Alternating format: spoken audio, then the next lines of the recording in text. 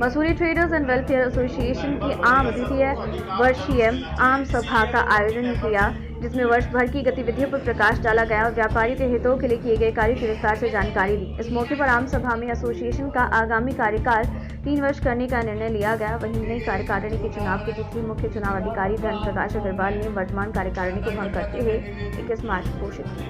नवभारत समाचार मसूरी उत्तराखंड से मनीष गंगोली की रिपोर्ट।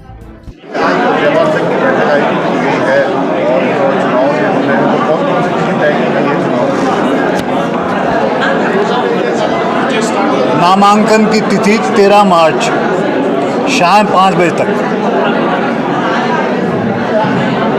जांच की तिथि 14 मार्च साय 2 बजे तक। नाम वापसी की तिथि 14 मार्च साय 4 बजे तक। चुनाव की तिथि 21 मार्च 9 बजे से 3 बजे तक।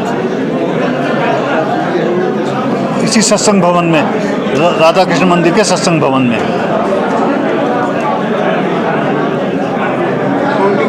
मतगणना उसी दिन 12 से 3 इलेक्शन के बाद उसी समय 4 बजे होगी। मतलब 9 से 3 तो वोट पड़ेगा, 3 से 4 का टाइम छोड़ के 4 बजे से गिनती शुरू होगी।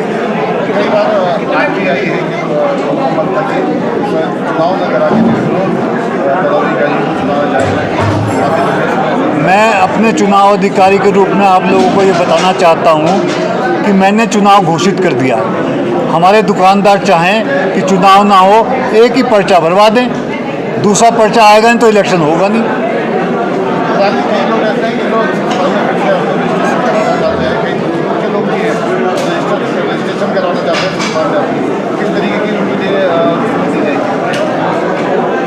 पहले से नियुक्त प्रक्रिया है, दुकान पक्की हो, उस पर जीएसटी का रजिस्ट्रेशन हो। जीएसटी का रजिस्ट्रेशन नहीं है तो बिजली का मीटर उसका लगा हुआ हो, उसका हो जाएगा।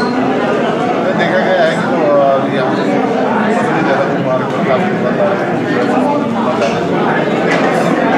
अगर वो पक्की दुकान में है, उन पर किराए का एग्रीमेंट है या दुकान के मालिक की अपना हाउस टैक्स की रसीद उनके पास है तो उनका बनेगा। 3 पदों के लिए कार्यकारिणी और 3 लोग चुने। जो 3 लोग चुने जाएंगे वो अपनी कार्यकारिणी बनाएंगे, प्रधान, महासचिव और खजांची। पिछले जो कार्यकारिणी आज खत्म हुई है कार्यकारिणी बाद में चुनाव मेरी नॉलेज में तो कोषाध्यक्ष ने ही काम किया है, बाकी कोई मेरे ख्याल से तो इन लोगों ने कार्यकारिणी का अपना चुनाव किया है। चुनाव रजत आज व्यापार संघ की बैठक आयोजित की गई है, चुनाव को लेकर चर्चा हुई। पिछले कार्यकाल का लेखा जोखा भी रखा है, किस तरीके से देखते हैं? देखिए, आज Mussoorie traders and welfare association की आम सभा की बैठक की गई थी। ये आम सभा वर्ष में 2 बार हुई जाती है। इस बार विशेषकर रूप से क्योंकि चुनावी वर्ष है संस्था का, 2023 में संस्था के चुनाव घोषित होने थे और घोषित हुए हैं। इसी चर्चा पे आज बैठक थी। बैठक में कई अहम मुद्दों पे बात की गई, जिसमें व्यापारी हित की बातें, जो व्यापार संगठन हमारे व्यापार मंडल द्वारा करा गया, उन बातों पे पुरजोर रूप से व्यापारियों को बताया गया। साथ साथ हम व्यापारियों के लिए क्या करना चाहते हैं, इस बारे में भी प्रकाश डाला गया।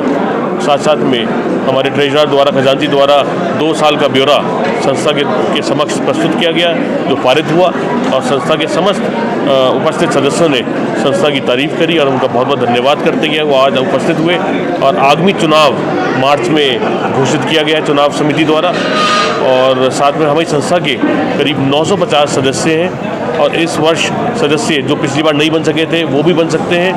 और जो नई दुकानें, जैसे नगर पालिका द्वारा कुछ नई दुकानों का आवंटन करा गया है, वो भी सदस्य बन पाएंगे। जो कुछ पिछले वर्ष छूट गए थे या जिनका स्वामित्व बदला है, उनका मेंबरशिप, उनका पंजीकरण भी संस्था द्वारा इस बार किया जाएगा। देखिए, 3 लोग ऐसे हैं जो सुनना चाहते हैं, पहले आपके नहीं होते थे,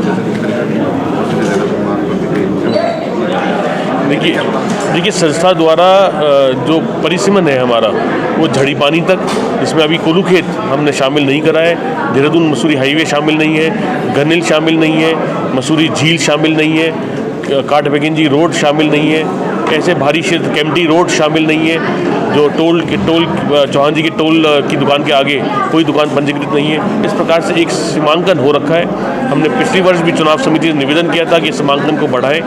जल्दी इस बारे में हम बैठक बुलाकर जरूर निर्णय लेंगे कि अगर इस बार नहीं तो अगली बार से अवश्य रूप से भारी मात्रा में सभी पदाधिकारियों द्वारा एक बात रखी जाए, जिसमें सभी समस्त दुकानदारों को जो आसपास के क्षेत्र के भी हैं उनको भी संस्था से जोड़ा जाए और उनके हित में काम करे जाए।